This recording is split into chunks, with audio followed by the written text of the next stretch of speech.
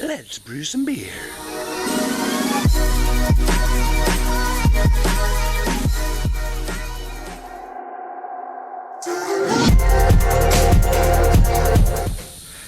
Good morning, peeps. It's the drunken one, and it is indeed morning.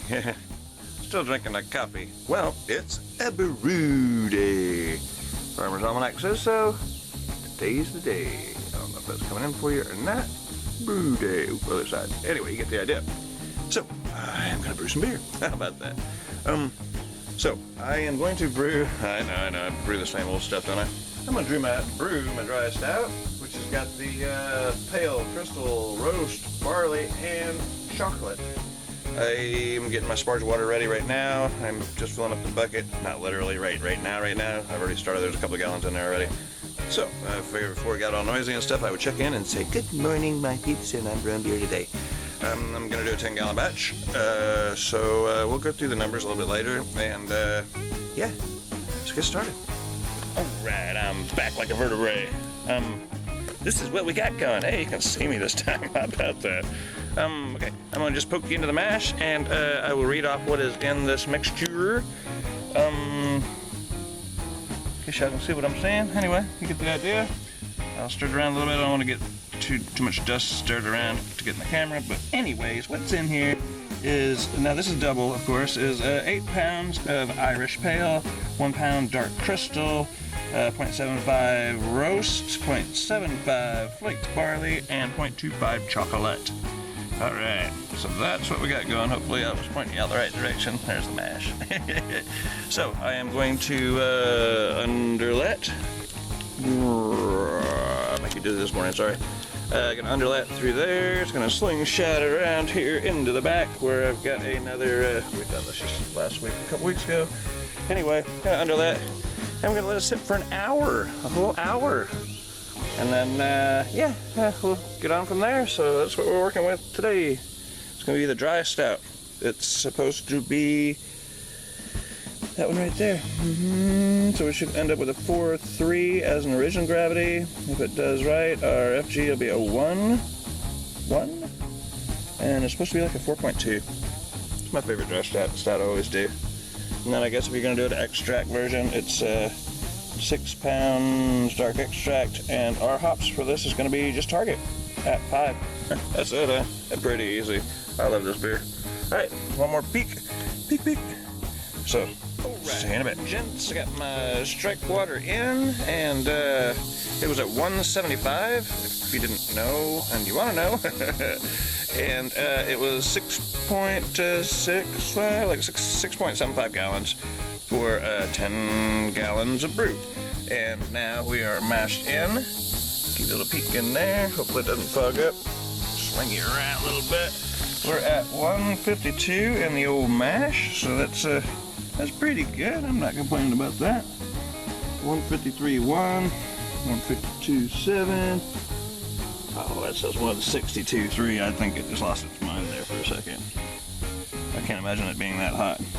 So anyway, that's where we're at, and so yeah, we're gonna let it sit for an hour. It does say 162, doesn't it? It must have got down to that my bazooka tube or something down there. Anyways, that's where we're at. So we're gonna let it rock for a while. Look at the color on that stuff already, huh? Nice and dark. That's my stout.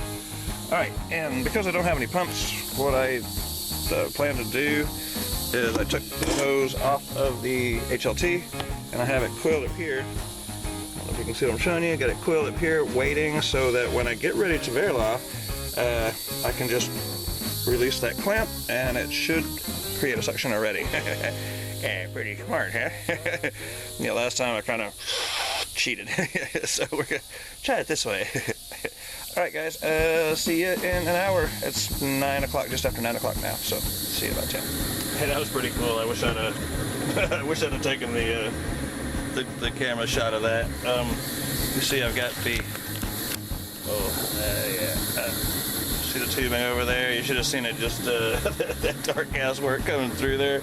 There's just a little bit of water left in here. I'm doing my Verloff thing, so we're gonna go from there. Yeah, that worked out pretty good. I will do it that way next time. That way I don't have to put my mouth on the thing, so that worked out pretty good. Let me show you what I got going, gents. Hopefully y'all can see. There's a little bit of the white. And I got a bug in there already. Come on. Goodness. Gotta love bugs, man. Hey, look my hand. Get off me. Anyway, here we go. Doing the barrel out thing. Hold on just a second, guys. I have some dirt on me. Tight. Okay, here we go. See, it's got a few chunks in there as of yet. So I'm gonna do this a few times. Go ahead and pour this over the top like we do. It's gonna be a good day. You know why? I said so. Yeah, this seems like the right way to go about this. So I'm gonna go ahead and run a couple through like that. See it or not? Kind of weird camera angle, sorry guys. Hey, so that's what I'm doing. I'm gonna pour this one in there and shut off the camera, and I'll get back with you when I'm sparging. Oh, right, I'm back. Oh, I'm back. Yeah. I seen somebody else wearing a shirt just like this. I forgot who it was, but I commented on this thing. It says, I need a drink, obviously. Gotta look around my beer belly. Speaking of beer, hey, look what I found. And, excuse me, look what I found, gents. Now, this is a limited thing, is what they're saying. I think they're gonna come back around. They're back. These are Zima. I don't know if y'all had them on your side of the world. It is flavored malt something. It's a 5.0. It does just say citrus, a refreshing citrus beverage. I think it's kind of like a malt liquor type, or a malt beverage thing. Anyway, let's get a crack on it. Yeah, that kind. It's, let me pour it in the glass and show you. I figured you gotta start easy, and it's still kind of early in the day. Alright, check this out. I'll pour it fast like crazy. It is clear as ever. In she goes, you can tell there's no what sits in there because the bottle's perfectly clear, and so is the beverage after it's poured. Look at that there, boys. Looks like a Sprite, and that's pretty much what it tastes like. It doesn't carry a head at all, that's why I poured it in there so quickly. But look at it streaming bubbles. How about that? Zima. I don't know if y'all have ever seen them or you remember them, but cheers. My wife, who is not a beer drinker, I had her try some. She was like, I remember that. Is that some kind of wine? I said, no. I said, think back. I said, you hadn't seen them in a while. Those are Zima. Her and her girly friend used to put Skittles. Y'all know what Skittles are. Used to put Skittles in there to change the color and give it a little more flavor. It's got a citrusy type flavor, just like it says it does. You can see the bubbles like popping out of there like a soda pop. Anyway, and where's it going with it? So yeah, anyway, they used to put the Skittles in there and enjoy this little guys. I'm glad to see them back. They're a lot of fun. The guy got them in literally just hours before I picked one up. He said, "You're the first person to get one of those." I said, "What do they cost?" I don't know. They didn't have it marked on the thing. I said the Rolling Rock right beside it was $6.19, so that's what he charged me. I don't know if that's a good price or bad price. I forget what they cost, but it's nice to see him back. All right, I am getting the strike water. That water, the sparge water. I don't need fancy terminations. Anyway, and so yeah, the work turned out looking pretty dark. I don't know if you can see that what I got going here. Look that there. My shirt, maybe tell the difference. Yeah, it's the light was coming through a while ago from the sun, and it kind of looked red over there on the sink. So I can get you a little closer. Yeah, the light was kind of coming through here like this, and yeah, it's sort of red almost. Anyway, so we are at 156 degrees in the HLT, and so I am about I am about to start my sparge. Yo, Sparge-a-rooney. What would Rob say? Yo, Sparge. Anyway, guys, it's going to be a good day, and no rain today. Just checking in. Okay, I've got all the water out of there, and through. Most of it's through there. I guess I'm going to take you off the tripod. So we've emptied the HLT into here, and I don't know if it's going to focus for you. You can see there's a little bit of water in there, and we're getting really close to the volumes over here. So I'm going to get it to about here. So a little bit more. So there's plenty of mash in there, mash water worked to head this direction. And so yeah, just gonna top it up some more and get my hops ready for when I start the boil. All right, that's where we're at. Oh yeah, I meant to show you this. So we've lost a lot of our color, but that's okay. I checked it a while ago. I want to say it was 63, something along those lines. Anyway, we're still getting our volumes. Alrighty then. I have sparks for a long time. That's okay. Usually it's about an hour. I did it more like almost 2 hours, but that's okay. Look what I come up with. Let me spin you around so you can see what's going on here. I am about to fire up the old boiler. There's only 150 degrees in there now. Look at my volume. Woo-hoo. Now, I was supposed to have been at 1043, right? I hit the wrong button again. I was supposed to have been at 1043. I am at 1042 before I'm boiling. You see my volume, so it's gonna be a good day. All right, let me get it boiling, and I guess I'll see you after the hot break, because you know how that can be. Gotta keep up with those things. Anyway, and yeah, I'm just gonna use this little old bag back here. You can see it anyway. I got one of those little hot bag things, one of the little clothesline, or the little my lights. And I'm going to load it up with the 2 ounces and drop it on in there at 5. I guess I'll show you that. Yeah, that's right. All right, let's see. Got the hot break licked. Took a minute. This one had a lot of protein in it for some reason.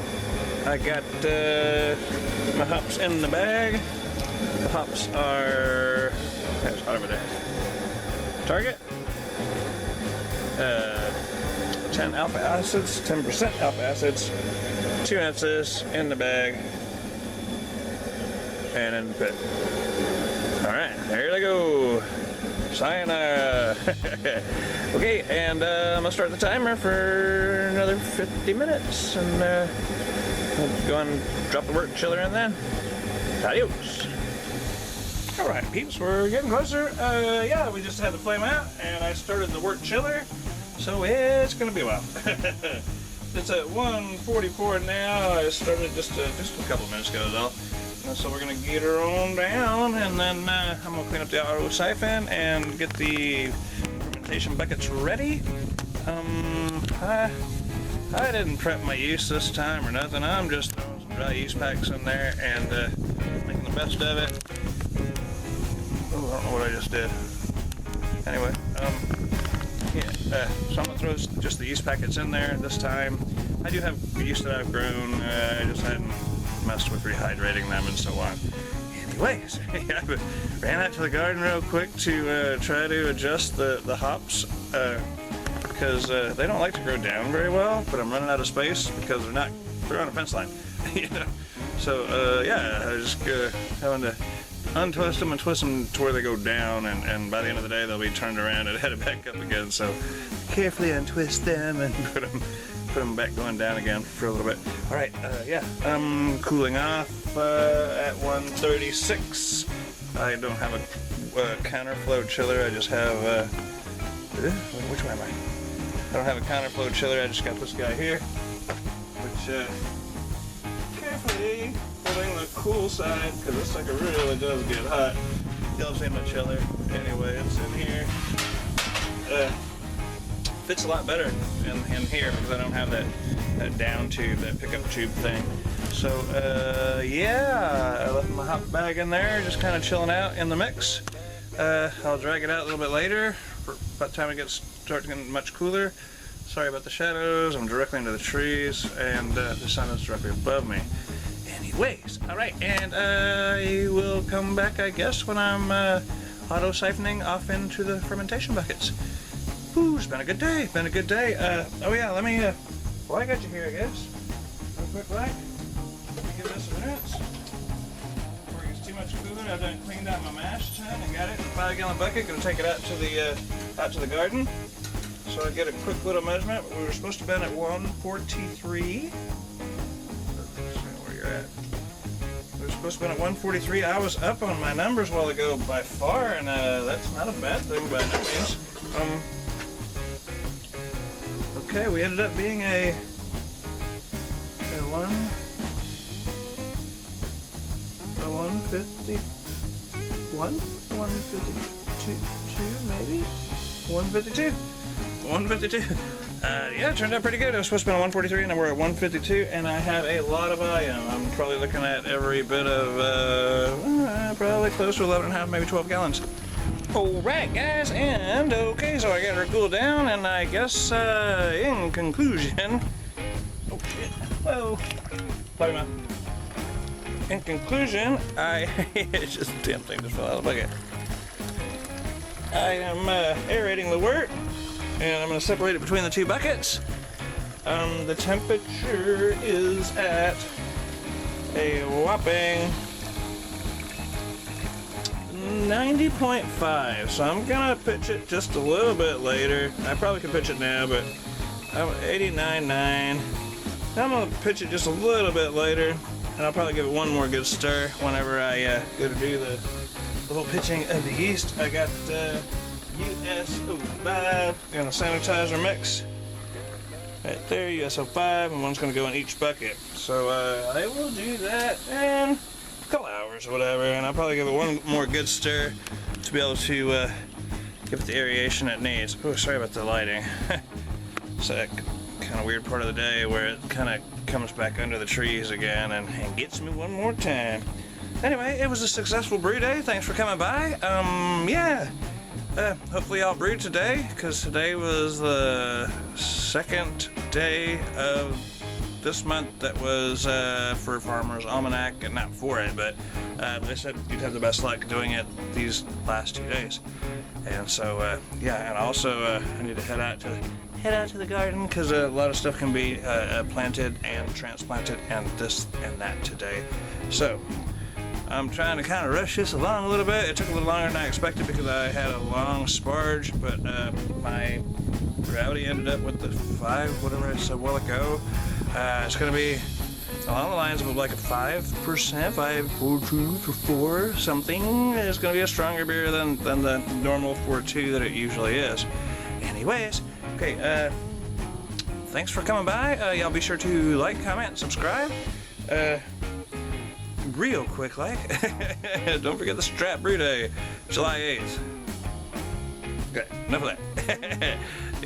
Looney Larry, thrash metal, go find them and I'll explain it more if you don't know what's going on. And I will see y'all later. Thanks again, and adios from the drunken one. Cheers, guys.